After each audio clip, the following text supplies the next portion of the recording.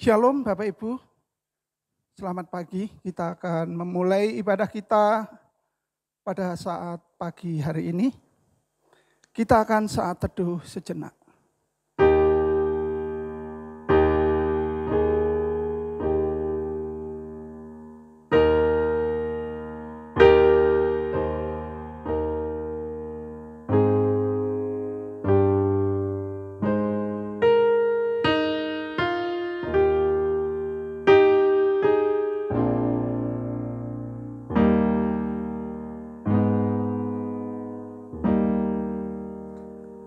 Bapak Ibu yang dikasihi Tuhan, kami ajak bangkit berdiri. Pertolongan kepada kita ialah di dalam nama Tuhan yang menjadikan langit dan bumi, yang memelihara kesetiaannya sampai selama-lamanya dan tidak pernah meninggalkan perbuatan tangannya. Kasih, karunia, dan damai sejahtera dari Allah Bapa kita dan dari Tuhan Yesus Kristus menyertai kita. Amin. Kita angkat satu pujian, Yesus kami puja.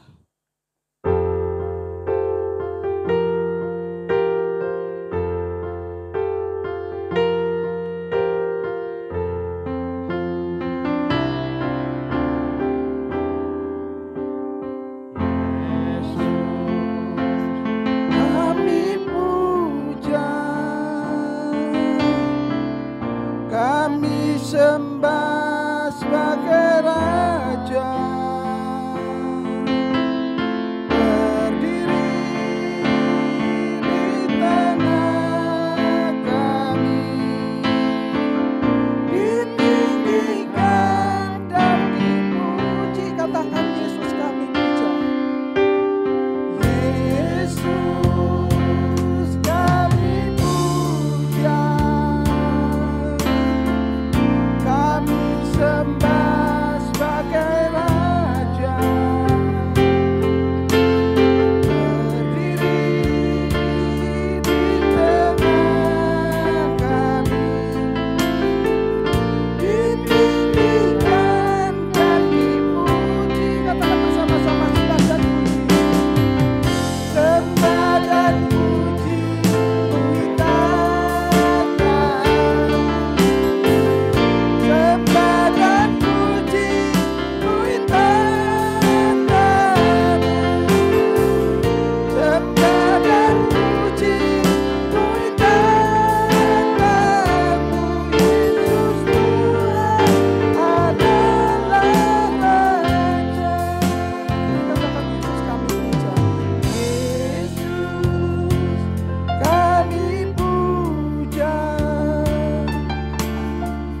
Kami sembah sebagai Raja,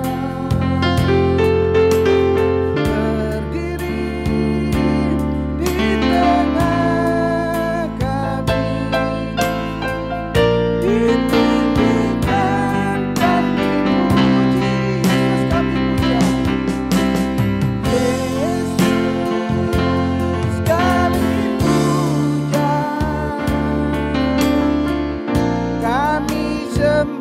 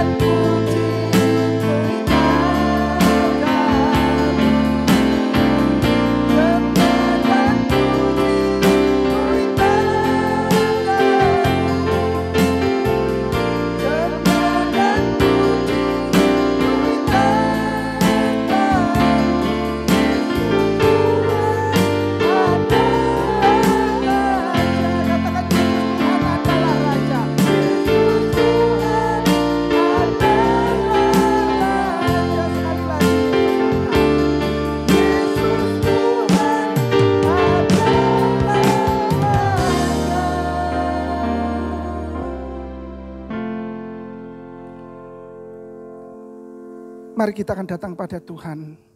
Haleluya. Bapa di dalam surga, kami bersyukur karena penyertaan Tuhan. Kami ada bersama-sama oleh karena kebaikan Tuhan. Ya Tuhan, pada pagi hari ini kami menyerahkan kebaktian dari awal sampai akhirnya ke tangan kuasa-Mu. Urapi setiap kami yang ambil bagian ya Bapa, baik pelayanan musik, WL Singer, LCD, juga kameramen, kami semuanya bersatu untuk memuliakan Allah yang hidup, Yesus Kristus Tuhan. Kami juga berdoa untuk saudara-saudara kami, teman-teman kami yang sedang sakit ya Bapa, Engkau jamah mereka di dalam nama Yesus. Yang memerlukan pemulihan Tuhan pulihkan sehingga mereka segera pulih dan sehat, boleh melayani Engkau, boleh memuliakan nama Tuhan. Juga yang sedang kesusahan Tuhan hibur mereka di dalam nama Yesus. Terima kasih ya Bapa. Sekali lagi kami menyerahkan kebaktian dari awal sampai akhirnya ke tangan kuasa Tuhan. Inilah doa kami serahkannya di dalam nama Tuhan Yesus Kristus yang menjadi Tuhan dan Juru Selamat kami. Kami berdoa dan kami mengucap syukur. Haleluya. Orang percaya katakan amin. Puji Tuhan. Jemaat kami persilahkan duduk kembali. Saya akan bacakan hukum Allah. Kasihlah Tuhan Allahmu dengan segenap hatimu dan dengan segenap jiwamu dan dengan segenap akal budimu. Itulah hukum yang terutama dan yang pertama. Dan hukum yang kedua yang sama dengan itu ialah kasihlah sesamamu manusia seperti dirimu sendiri. Pada kedua hukum inilah tergantung seluruh hukum Taurat dan kitab para nabi. Tercatat di dalam kitab Matius pasal 22 ayat 37 sampai 40. Kita angkat satu pujian pribadi yang mengenal hati.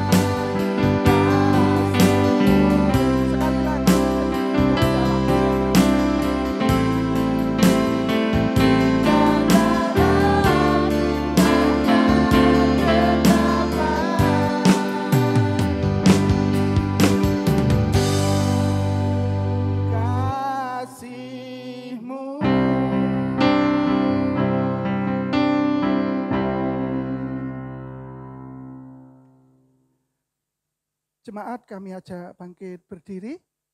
Kita akan melakukan pengakuan iman rasuli. Pengakuan iman rasuli.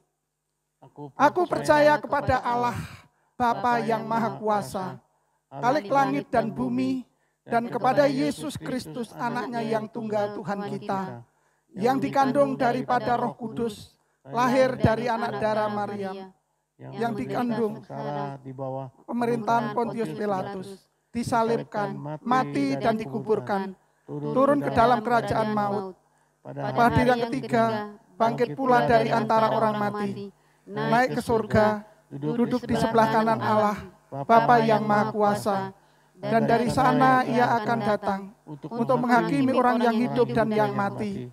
Aku percaya kepada Roh Kudus, gereja yang kudus dan am, persekutuan orang kudus, pengampunan dosa, kebangkitan daging, dan hidup yang kekal.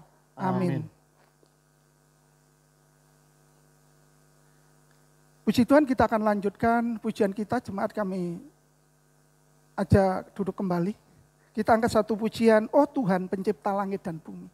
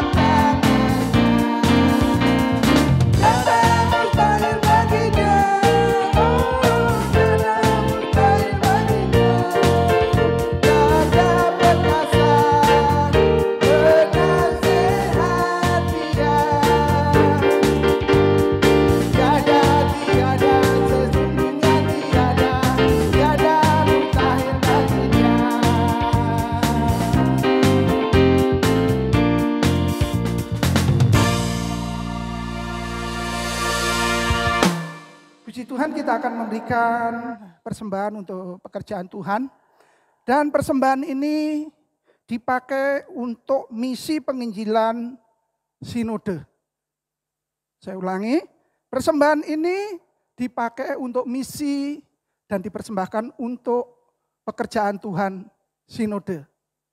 Puji Tuhan, sambil persembahan dijalankan, kita angkat satu pujian, sungguh ku bangga.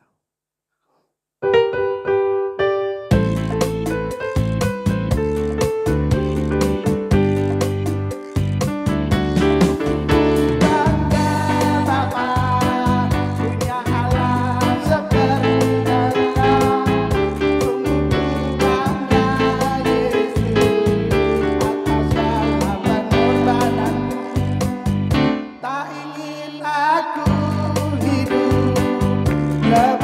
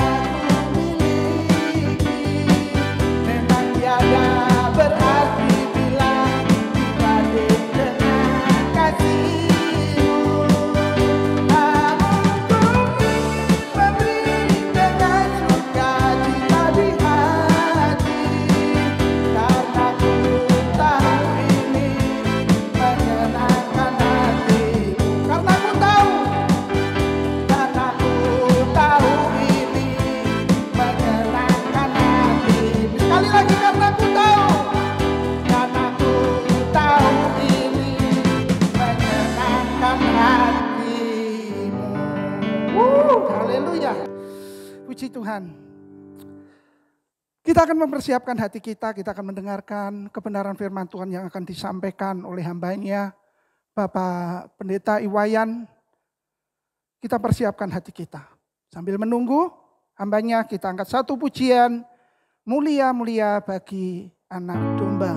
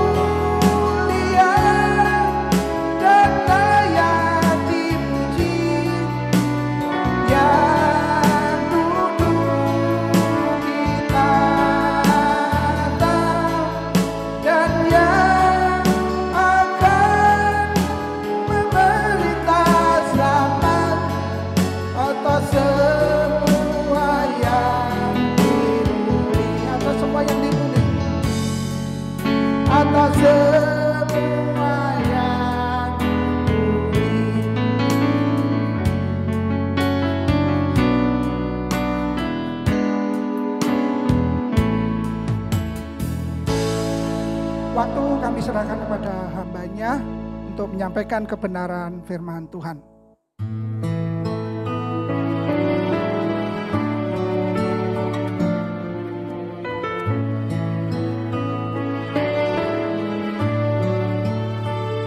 Saat ku berteduh,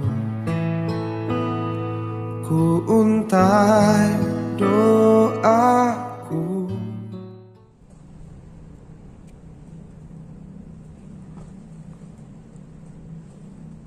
Ya, shalom. Selamat pagi saudara sekalian sidang jemaat yang dikasihi Tuhan.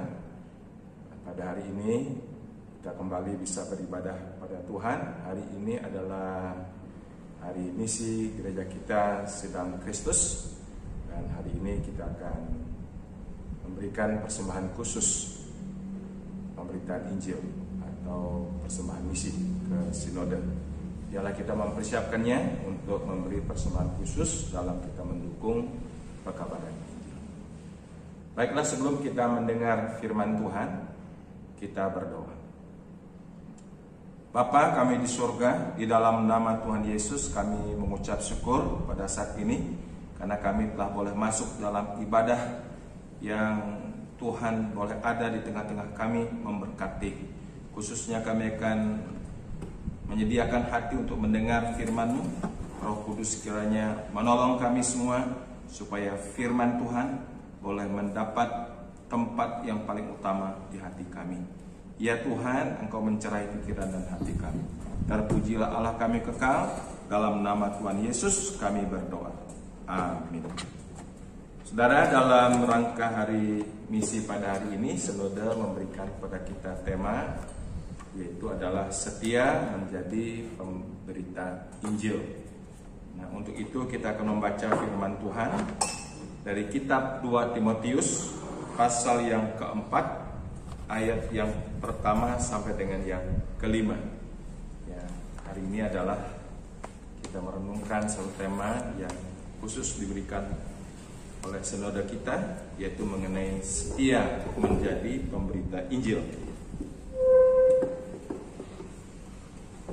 2 Timotius pasal 4 ayat 1 sampai 5, demikian firman Tuhan. Penuhilah panggilan pelayanan di hadapan Allah dan Kristus Yesus yang akan menghakimi orang yang hidup dan yang mati. Aku berpesan dengan sungguh-sungguh kepadamu demi penyataannya dan demi kerajaannya. Beritakanlah firman, siap sedialah baik atau tidak baik waktunya. Nyatakanlah apa yang salah, tegurlah dan nasihatilah dengan segala kesabaran dan pengajaran. Karena akan datang waktunya orang tidak dapat lagi menerima ajaran sehat, tetapi mereka akan mengumpulkan guru-guru menurut kehendaknya untuk memuaskan keinginan telinganya. Mereka akan memalingkan telinganya dari kebenaran dan membukanya bagi dongeng. Tetapi kuasailah dirimu dalam segala hal, sabarlah menderita, lakukanlah pekerjaan pemberitaan Injil, dan tunaikanlah tugas pelayananmu. Terpujilah Tuhan atas firman-Nya. Berbahagialah kita semua yang mencintai Tuhan, mencintai firman-Nya, serta melakukannya dalam hidup kita hari demi hari. Nah, saudara-saudara, kenapa kita masih harus setia menjadi pemberita Injil? Seorang pemberita Injil harus setia melakukan tugas, yaitu adalah memberitakan Injil. Karena yang pertama, kita mengingat adanya sejarah misi pemberitaan Injil dalam Alkitab. Maksudnya apa, saudara? Bahwa pada prinsipnya tidak ada gereja yang berdiri tanpa pemberitaan Injil. Artinya setiap gereja yang berdiri itu ada sejarah utusan pemberita Injil. Kenapa ada jemaat di Yerusalem? Oleh karena ada pemberitaan Injil di hari Pentakosta, Rasul Petrus berdiri dan menggemakan tentang inti Injil kepada banyak orang pada waktu itu. Dan Alkitab mencatat ribuan orang yang boleh bertobat menerima Tuhan Yesus sebagai juru selamat. Maka berdirilah gereja di Yerusalem. Kenapa ada gereja berdiri di Roma? Karena juga atas pemberitaan Injil pada hari Pentakosta ada sebagian orang-orang Yahudi yang berasal dari Roma, dan terus mereka kembali ke Roma mendirikan jemaat Roma. Itu yang pertama. Yang kedua, kemungkinan besar adalah orang-orang dari Makedonia yang mendengar Injil lewat Rasul Paulus. Mereka datang ke Roma dan mendirikan jemaat di Roma. Kenapa ada gereja Korintus? Karena memang ada Rasul Paulus bersama dengan Priscilla dan Aquila, seorang pengusaha yang merintis penginjilan di Korintus. Berdirilah jemaat Korintus. Kenapa ada jemaat di Galatia? Karena ada penginjilan, Rasul Paulus bersama Paulus dan Silas berdiri gereja yang di Galatia. Kenapa ada gereja Filipi? Karena memang ada pemberitaan Injil lewat Rasul Paulus bersama dengan Timotius dan juga Lukas, dan juga seterusnya dan seterusnya. Artinya bahwa setiap gereja berdiri itu selalu didahului oleh yang namanya misi pemberitaan Injil, dan terus mengglobal ke dunia. Kenapa ada gereja Huria Kristen Protestan Batak, HKBP, Huria Kristen Batak Protestan. Oleh karena ada utusan Injil dari Jerman yang mengutus Nommensen untuk menyampaikan Injil Tuhan, berdirilah gereja HKBP. Sekarang kita juga tanya dalam gereja kita sendiri, kenapa ada gereja Sidang Kristus berdiri? Karena ada hamba Tuhan yang pertama yang diutus ke Sukabumi, pendeta Beverly Leon Ho, yang harus memberitakan Injil, dan berdirilah gereja Sidang Kristus Sukabumi, dan terus mengembang ke berbagai tempat yang lain. Ya, ada utusan misi ke Jakarta lewat Boksu Timothy Yosua tahun 80-an, dan juga ada gerakan kedua di tahun 90-an. Kenapa ada gereja GSK berdiri di Perumpung, berdiri di Curug, berdiri di Bogor? Karena ada utusan Injil, yaitu Bapak Yusuf Mulyadani, yang juga bersama-sama dengan rekan-rekan yang lain merintis pelayanan gereja Sidang Kristus yang ada di Gunung Sindur. Ada dua, yaitu di Perumpung dan juga di Curug. Perumpung tahun 1979, Curug 1980, di Bogor 1983. Ya, luar biasa sejarah penginjilan itu. Maka berdirilah gereja lokal Sidang Kristus. Saudara, begitu juga mengembang ke Kalimantan. Ya, tahun 98, ya, seorang anak muda pendeta waras bertemu dengan Bapak Pendeta Limon Sedi, dan terus dimusyawarahkan dengan Boksu. Ada utusan pergi Kalimantan, berdiri gereja Sidang Kristus, dan dilanjutkan pada gelombang kedua. Ya, ada Pak Yusuf Mulyadani, termasuk saya di dalamnya, ada Pak Wehu, dan juga hamba-hamba Tuhan, dan terus berjalan kurang lebih sekarang sudah sekitar 23 tahun. Nah, saudara, kurang lebih kalau kita melihat prinsip sejarah misi Alkitab, tidak ada gereja yang berdiri tanpa misi penginjilan. Ini masih diingat, saudara. Ya, jadi kita tidak boleh lupa sejarah. Kita masih belajar sejarah di Alkitab, dan juga belajar sejarah perkembangan pimpinan Roh Kudus yang terus mengutus hamba-hambanya membawa obor Injil ke berbagai tempat, sehingga berdirilah gereja-gereja lokal. Setiap denominasi gereja apapun ada sebuah sejarah misi pemberitaan Injil. Baik itu GKI, GKJ, gereja GBI, gereja Pantekosta, ya banyak denominasi gereja lain, termasuk gereja Katolik. Itu ada sending pengutusan pemberita Injil. Nah, kita belajar, saudara, dari sejarah ini, khususnya sejarah kita. Kita masih harus terbuka dengan sejarah masa lalu. Kita tidak boleh lupa sejarah pekerjaan Roh Kudus yang menggerakkan orang-orang membawa sebuah obor Injil, yang gebrakan-gebrakan pemberitaan Injil, sehingga gereja-gereja Tuhan berdiri. Ya, kita boleh terbuka, kita mau belajar ya dari sebuah sejarah perjuangan, pejuang-pejuang Injil atau prajurit-prajurit Injil, sehingga pada akhirnya kita menemukan satu nilai-nilai yang positif dari sejarah pemberitaan Injil untuk kita aplikasikan dengan sebuah semangat kekinian sekarang kita ini, supaya api Injil jangan pernah redup, supaya api pemberitaan Injil jangan pernah pudar, supaya justru karena kita belajar sejarah, bagaimana perjuangan para penginjil di masa lalu, di Sukabumi, ke Bandung, ke Jakarta, ke Gunung Sindur, ke Bogor, dan juga ke tempat-tempat lain, sehingga mendorong kita bersemangat mengambil api estafet obor Injil itu, untuk kita tetap bersemangat hari ini, bahkan menjadi sebuah dorongan, motivasi ke depan, menjadi gereja Tuhan yang setia menjadi pemberita Injil. Ya, itu penting sekali. Ya, kita sungguh bersyukur telah berada di dalam Injil, dalam keselamatan Tuhan. Kita tidak boleh menyia-nyiakan waktu. Sekaranglah waktunya, dan juga seterus waktunya. Jangan pernah redup dalam semangat untuk memberitakan Injil. Ya, ini adalah sebuah tugas gereja yang penting. Kalau gereja berdiri karena pemberitaan Injil, sekarang gereja sudah berdiri, diberkati oleh Tuhan, mari kita maksimalkan doa kita, semangat juang kita, persembahan pengorbanan kita untuk memberitakan Injil. Karena itu saya mengajak para semua jemaat pada hari ini, jangan memberikan persembahan biasa-biasa untuk persembahan misi pada hari ini.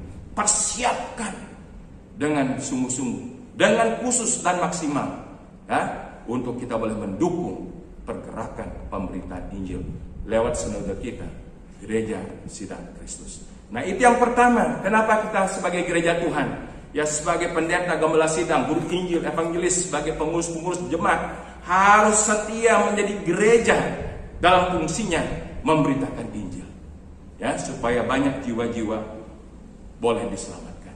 Itu yang pertama. Kenapa mesti setia, saudara-saudara? Mengingat sejarah misi pemberitaan Injil, baik yang jelas tertulis dalam Alkitab ataupun secara praktis pergerakan Roh Kudus yang memimpin begitu banyak orang, jutaan orang tersebar ke seluruh dunia untuk menyampaikan obat Injil, termasuk gerejanya Sidang Kristus di Indonesia ini, di Jakarta, Jawa Barat, ya, Sumatera Selatan, Bangka, Batam, sampai ke daerah Kalimantan Barat.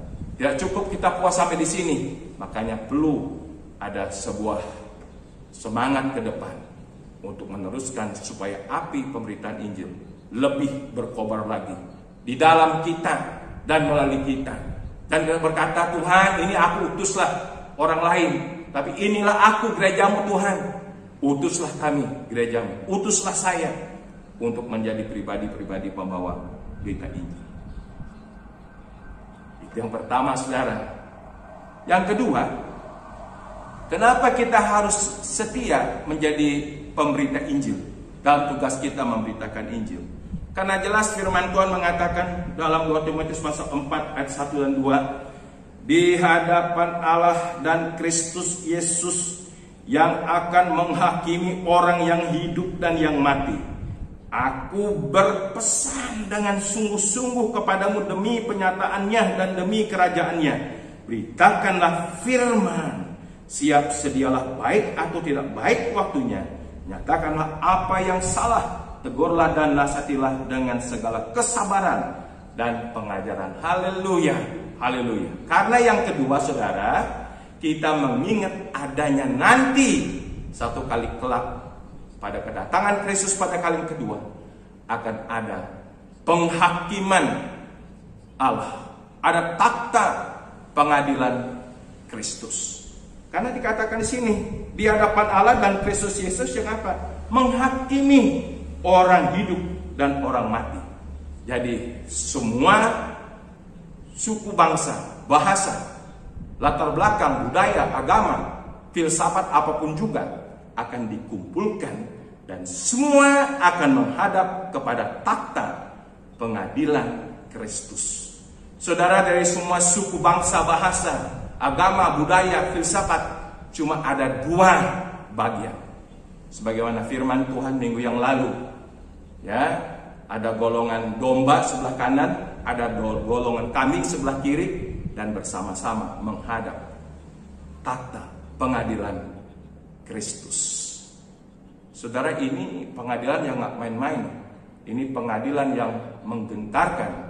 Ini pengadilan terakhir di mana orang akan disambut untuk masuk dalam kerajaannya yang kekal, dan satu bagian akan dilemparkan ke dalam kengerian kebinasaan api neraka. Ini pengadilan yang gak main-main, pengadilan yang dahsyat, antara hidup kekal atau mati kekal.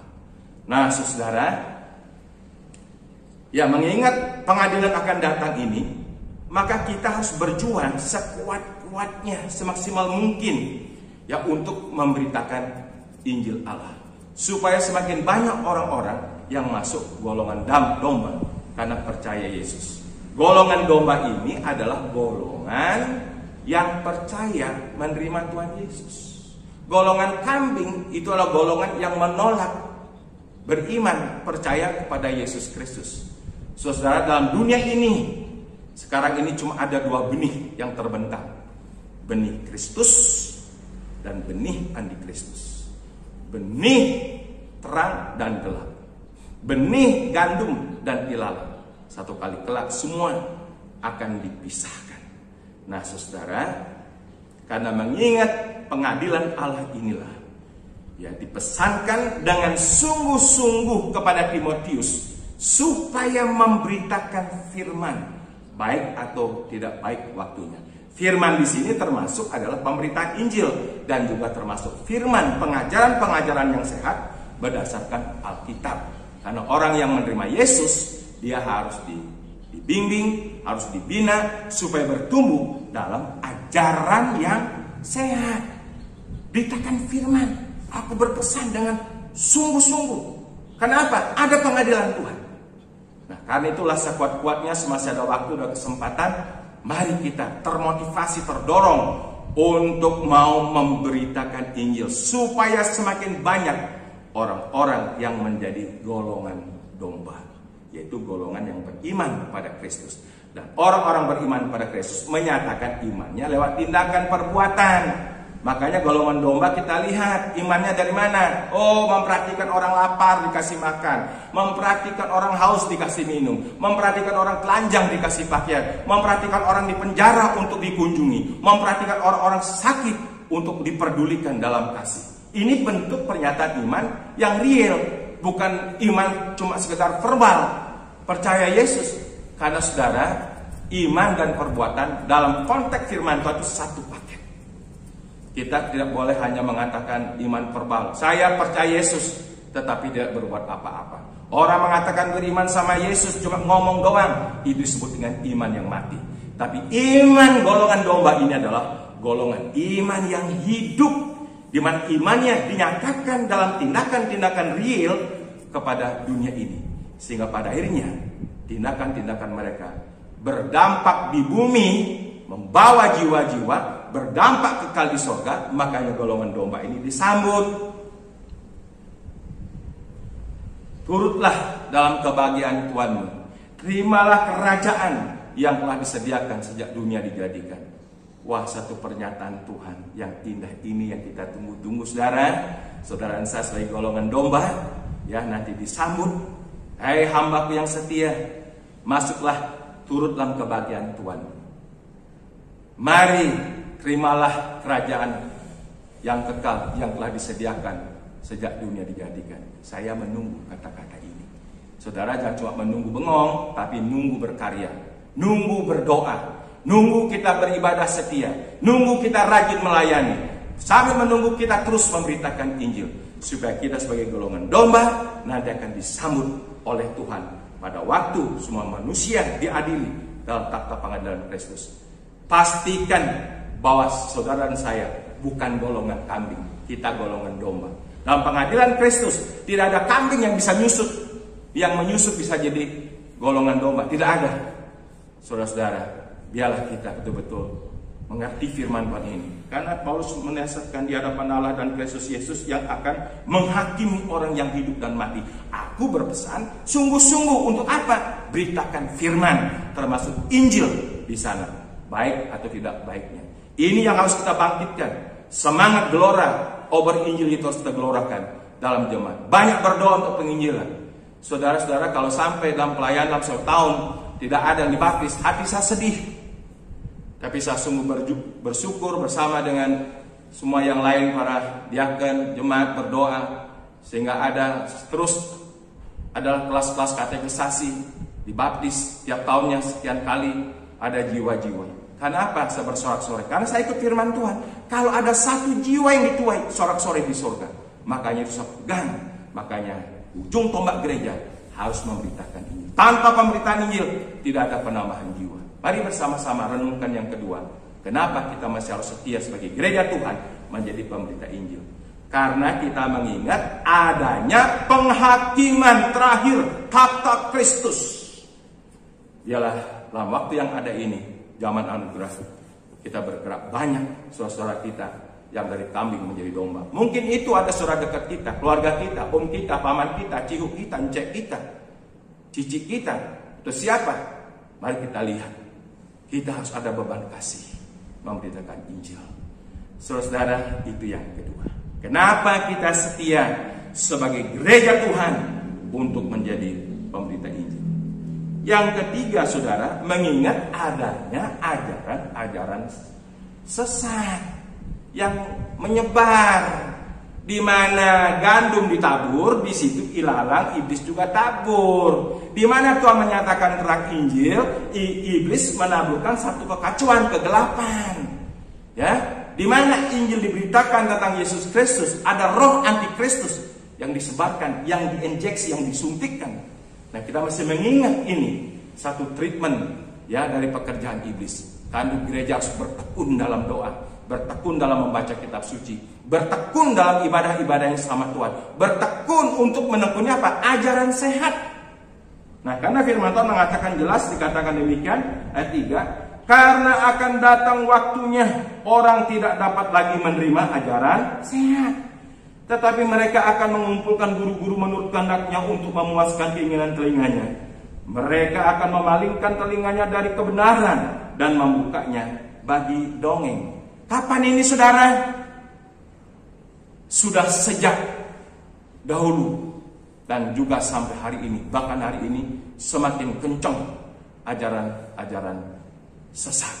Nah, mengingat akan hal ini saudara, kita sebagai gereja Tuhan, mari kobarkan semangat Injil yang murni dengan ajaran firman Tuhan yang murni di zaman sekarang ini. Ya, karena akan datang waktunya. Ya, sekarang ini orang sudah mulai meredup, generasi merasa datang ke gereja mendengar firman Tuhan khotbah, itu lagi nama Yesus terus. Bapa, Roh Kudus. Nggak ada tema yang lain apa? Tiap minggu kok Yesus melulu. Kita kan udah kerja capek hari Senin sampai Sabtu. Hari Minggu kita ke gereja mestinya dihibur dong. Ya, supaya kita seger gitu. Makanya ada banyak juga pengkhotbah-pengkhotbah mengertikan hal ini, sehingga dia menyiapkan firman Tuhan cuma dibaca, tetapi urian khotbahnya kemana-mana keliling cari materi-materi yang menggelitik telinga, yang bikin orang ketawa cepakat cepiki. Nah, ini kan yang ngetrend. Bahkan ada hamba Tuhan berdiri, tidak baca Alkitab, langsung bercerita sana sini. Yang penting jemaat itu seneng, dan tidak pernah menyebut nama Yesus, baik dalam narasi firman maupun di dalam khotbahnya. Dia cuma berkeliling, cuma sekedar untuk memuaskan keinginan jemaat, keinginan telinganya. Datang ger, tar pulang, tak membawa apa-apa. Makanya banyak jemaat Tuhan yang tidak lagi bersemangat dalam api penginjilan, di dalam ajaran yang sehat. Nah saudara, khotbah yang alkitabiah, saya membaca sebuah buku seorang hamba Tuhan yang bertekun dalam pelayanannya. Dia mengatakan demikian, khotbah yang alkitabiah adalah dari manapun diambil konteks referensi firman Tuhan, dari Kejadian sampai Wahyu, tentang apa aja, ya, tentang penciptaan, tentang manusia Taman Eden, tentang kejatuhan, tentang masalah Kain dan Habil, tentang masalah Nabi Nuh, Abraham, seterusnya sampai di kitab Wahyu. Dari manapun referensi atau nats Alkitab diambil, khotbah itu harus bermuara pada puncaknya kepada karya Kristus. Ini harus diingat. Jadi khotbah yang alkitabiah katanya adalah khotbah dari manapun kita khotbah, isi khotbah, puncak khotbah, inti khotbah harus sampai kepada karya penebusan Kristus. Saudara, kita ini nggak boleh alergi dengan nama Yesus. Jangan pernah bosan dengan nama Yesus. Bukan Alkitab mengatakan Yesus adalah nama di atas segala nama, nama yang indah. Dalam namanya ada pengampunan dosa, dalam namanya ada penebusan, dalam namanya ada keselamatan, dalam namanya hidup yang kekal. Di bawah kolong langit ini tidak ada nama lain manusia diselamatkan selain dalam nama Yesus. Maka saya mengajak pada saat ini, karena juga sekarang berkembang, ada banyak ajaran-ajaran sehat, tidak sehat, yang palsu, baik lewat YouTube, semua segala macam. Mari kita kembali back to the Bible, murni. Jangan pernah bosan dengar nama Yesus, nama yang mengagumkan. Saya kalau setiap mendengar menyebut nama Yesus, itu menggetarkan jiwa. Jangan sebut nama YHWH Elohim dengan sembarangan. Yesus adalah juru selamat kita. Dia Tuhan penebus, dia sang pencipta itu sendiri. Nama di atas segala nama, ajaib dan luar biasa. Dialah nama Yesus dengan pengajarannya. Itu yang kita cari. Jangan cari yang cuma buat telinga berkedip-kedip, mulut kita tersenyum simpul, cekakak cekiki, dan kita tidak mengerti inti daripada isi Alkitab itu. Hari ini dengan 3 hal, kenapa kita sebagai gereja Tuhan setia memberitakan Injil. Pertama, karena mengingat adanya sejarah misi pemberitaan Injil dalam Alkitab, dan juga berkembang sampai hari, termasuk kita gerejanya sedang Kristus. Karena itu saudara jangan lupa sejarah, catat sejarah, supaya generasi kita tahu bagaimana berdirinya gereja di Kelapa Gading, bagaimana berdiri gereja di tempat-tempat lain. Perlu kita boleh menulis sejarah daripada perkembangan pemberitaan Injil, sehingga gereja-gereja GSK, gereja lokal bisa berdiri. Itu semua ada sejarahnya. Nah, biarlah saya mengajak juga semua hamba-hamba Tuhan, dalam masa kita akan merasakan sedang raya dan maju ke depan, kita harus mengingat sejarah perjuangan pemberitaan Injil. Yang kedua, karena kita mengingat nanti ada pengadilan fakta terakhir, pengadilan Kristus. Orang akan dipisahkan, domba dan kambing. Semasa ada waktu, kita boleh memberitakan Injil. Sudah banyak orang, saudara kita semua bahkan masuk golongan domba yang menerima anugerah keselamatan itu. Ya, dan yang ketiga, mengingat berkembangnya ajaran-ajaran sesat, kita perlu bertekun dalam ajaran yang sehat untuk tetap memberitakan Injil. Terpujilah Tuhan, selamat hari misi, dan mari kita semua satukan hati, kita bergandengan tangan, kita sambut untuk pergerakan pemberitaan Injil lewat sedang raya, supaya ke depan ada sebuah gebrakan obor pemberitaan Injil secara definitif, secara khusus untuk ke depan. Ya, Tuhan Yesus memberkati kita. Mari kita berdoa. Bapa di surga, terima kasih firman-Mu pada hari ini. Biarlah kiranya kami semua gereja Musang Kristus mengingat sebuah sejarah perkembangan misi. Dimanapun kami bergereja sebagai gereja lokal, baik di Sukabumi, di Bandung, di tempat yang lain, khusus di Kelapa Gading ini, supaya kami jangan pernah melupakan pejuang-pejuang pengembang misi pemberitaan Injil, supaya kami boleh semakin bersemangat sebagai generasi sekarang, generasi penerus, untuk lebih melihat peluang-peluang pemberitaan Injil di masa akan datang. Biarlah gereja Musang Kristus menjadi gereja yang setia untuk memberitakan Injil. Dalam nama Yesus kami berdoa. Amin. Puji Tuhan, terima kasih atas firman yang sudah kita dengarkan. Biarlah firman yang sudah ditaburkan oleh hamba-Nya boleh menguatkan, boleh memotivasi iman kita, sehingga kita boleh menjadi orang Kristen yang kuat dan tahan uji. Tuhan Yesus memberkati. Puji Tuhan, kami ajak Jemaat Bangkit Berdiri, kita akan akhiri ibadah kita pada saat pagi hari ini dengan kita nyanyikan doksologi, lalu dilanjutkan dengan doa persembahan, doa syafaat dan doa berkat oleh hamba-Nya, dan ditutup dengan amin, amin, amin.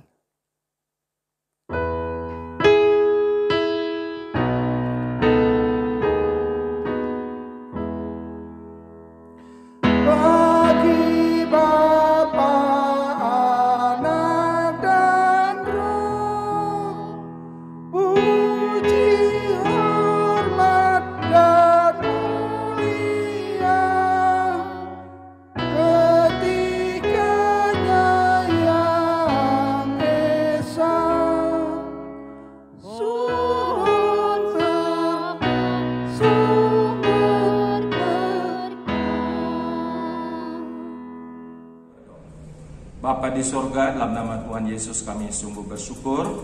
Kami telah bersemangat beribadah pada hari ini. Biarlah ibadah yang kami ikuti telah memberkati kami, khususnya lawatan firman Tuhan. Kami boleh diingatkan, bukan sekedar diingatkan, tetapi kami dimotivasi sebagai gereja-Mu untuk melihat ladang Tuhan yang menguning, khususnya di Jakarta, supaya kiranya kami sebagai gereja-Mu Jakarta boleh bersemangat memberitakan Injil. Terima kasih Tuhan untuk pengurus yang baru yang sudah terpilih, yang nanti akan dilantik pada tanggal 3 pada minggu ketiga bulan Oktober. Kami serahkan Tuhan semua majelis yang baru ini untuk siap melayani Tuhan, boleh memimpin dan juga membawa jemaat untuk bersemangat dalam pemberitaan Injil. Demikian juga pada hari ini kami akan memberikan persembahan, bahkan ada persembahan khusus untuk misi penginjilan ke Sinode. Biarlah semua jemaat dengan senang hati, dengan tulus ikhlas, memberikan maksimal, memberikan yang luar biasa untuk mendukung pemberitaan Injil. Berkati semua persembahan yang kami bawa kepada Tuhan. Demikian kami juga berdoa tetap ya Tuhan untuk negara kami Indonesia. Kami sungguh bersyukur bahwa Indonesia memiliki satu prestasi untuk menangani bencana COVID Corona ini. Biarlah untuk selanjutnya kami dengan demikian bersyukur dan kami lebih berdisiplin, lebih tertib untuk mengikuti seluruh anjuran pemerintah, supaya kiranya Indonesia boleh menangani hal ini dengan baik bersama-sama dengan pemerintah untuk membawa sebuah dampak yang positif dan baik. Indonesia ini akan lebih diberkati oleh Tuhan. Berkati selalu Presiden kami Pak Jokowi, memberikan kuat dan sehat. Berkati beliau, berikan hikmat untuk memimpin negara ini sebagai kepala negara dan kepala pemerintahan. Semuanya boleh Tuhan tuntun sertai, dan juga seluruh pemimpin-pemimpin yang ada yang duduk dalam posisi-posisi yang strategis di pemerintahan. Tuhan berkati. Berkati Indonesia ya Tuhan, supaya Indonesia boleh betul-betul merasakan anugerah yang luar biasa. Terima kasih. Kami juga berdoa untuk Gereja Muslim Kristus, khususnya kami mempersiapkan sidang raya pada bulan Oktober. Tuhan juga berkati seluruh persiapannya dan kami ikuti dengan baik, dan kiranya sidang raya saudara ini akan membawa sebuah paradigma baru untuk bagaimana kami ke depan melangkah lebih maju lagi di dalam gereja untuk bertumbuh dan berkembang di bumi Indonesia ini. Berkati setiap gereja lokal dimanapun ada. Terpujilah Allah kami kekal. Inilah doa, sepat dan persembah yang boleh kami bawa dalam nama Tuhan Yesus yang mengajar doa demikian. Bapa kami di surga, dikuduskanlah namamu, datanglah kerajaan, jadilah kehendak-Mu di bumi seperti di surga. Berilah pada hari ini makanan kami secukupnya, dan ampunilah kesalahan kami seperti kami sudah mengampuni orang lain yang bersalah pada kami. Janganlah membawa kami ke dalam pencobaan, melainkan lepaskanlah kami dari segala yang jahat, karena Engkau punya kerajaan dan kuasa dan kemuliaan sampai selama-lamanya. Terimalah berkat daripada Tuhan. Kiranya damai sejahtera dari Allah Bapa yang limpah sempurna, kasih karunia penebusan dalam Kristus Yesus Anak yang tunggal, serta janji penyertaan oleh Roh Kudus menyertai saudara sekalian sekarang ini sampai selama-lamanya. Amin.